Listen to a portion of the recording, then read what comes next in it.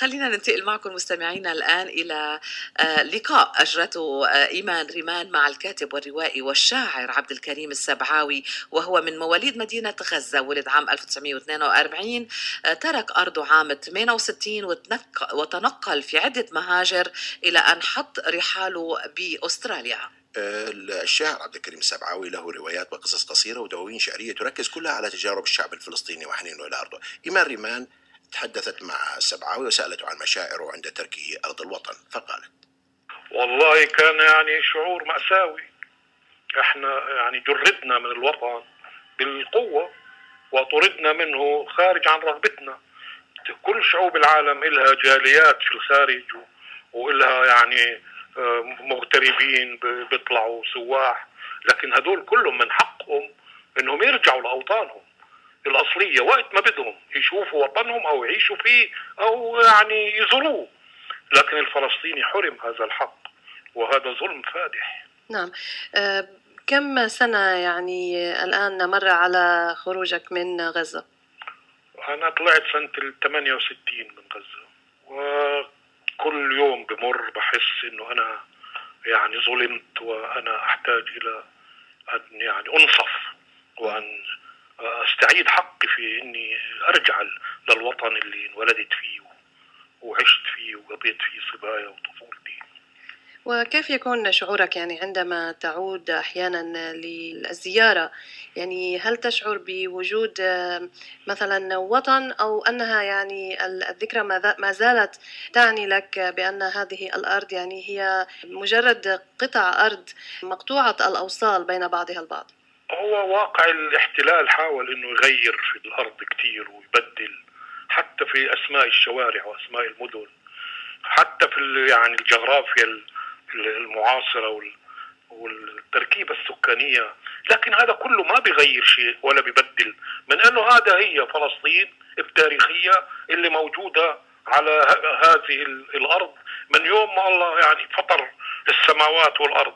وهذه مش بتغير اسمها، بتغيرش، لكن بتضل هي نقطة ارتكاز وانتماء لكل واحد بحس بانتمائه إلها يعني حقه فيها. بالنسبة لنتاجك الشعري، كيف أثرت الغربة، كيف أثر ترك الوطن على شعرك؟ والله كانت يعني تحولت إلى رمز وأصبح الحنين إليها يعادل حنين الإنسان إلى المحبوبة وإلى الأم وإلى يعني كل شيء عزيز في حياته وغالي. ويعني حتى يعني القوانين الإنسانية كلها تكفل للإنسان التنقل بحرية من مكان إلى آخر، وحتى لو ما كانش وطنه هذا المكان. فليش يعني أنا بدي أحس دائما بالفجيعة والفقد والحرمان من العودة إلى هذا الوطن.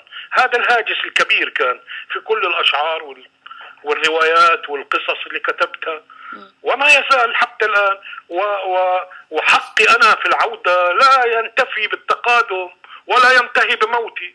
أنا حاسس إنه أحفادي بضل من حقهم إنهم يروحوا فلسطين ويعيشوا فيها إذا حبوا يعيشوا فيها، وما في قوة في الأرض ممكن تحرمهم من هذا الحق. هذا حق إنساني. أقول لك مش بس البني آدمين، حتى الحيوانات بيرجعوا يعني ديارهم الأصلية ولأوطانهم. أنا كتبت قصيدة اسمها مواسم الهجرة إلى الوطن، وبقول فيها إنه حفيدي اللي انولد في استراليا هذا هنا من حقه يوم من الأيام إنه يرجع لفلسطين ويعيش فيها. تحب أسمعك إياها؟ نعم أكيد أستاذ عبد الكريم السبعاوي. يعني يمكن الكثير من الفلسطينيين يشاركونك هذا الشعور، وطبعا يعني الله بما أنعم عليك من هذه النعمة والموهبة الشعرية يمكن جعل عليك التعبير، يعني التعبير عن هذه المشاعر أسهل، وعندك القدرة على التعبير. يمكن الآخرون عندهم نفس الشعور ولكنهم ليس باستطاعتهم التعبير. فطبعا نحب جدا أن نستمع منك إلى هذه القصيدة. طيب. مواسم الهجرة إلى الوطن.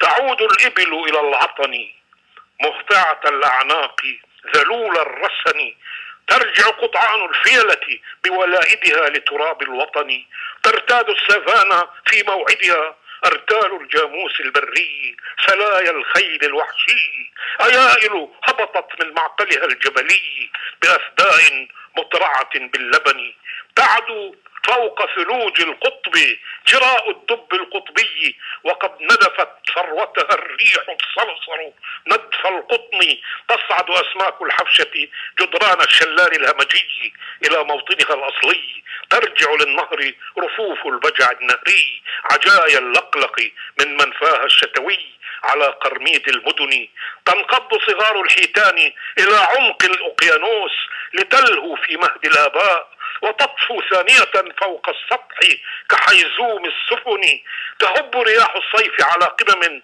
تغتسل بماء المسن، فتبرعم أشتال العنب وأغراس التين، ويصدح رف حساسين حل على فنن، يرجع عبود الطفل إلى مسقط رأس أبيه وجديه، ويغرس قدميه عميقا في أرض فلسطين، فتخضر الأرض كجنة عدن، تكمل دورتها الأفلاك وينتصف الزمن من الزمن. أستاذ عبد الكريم السبعاوي، يعني طبعا أتحفتنا بهذه القصيدة وبهذه المشاعر المتدفقة والجياشة. شكرا لك إيمان. تحدثنا مع الكاتب والروائي والشاعر الأستاذ عبد الكريم السبعاوي.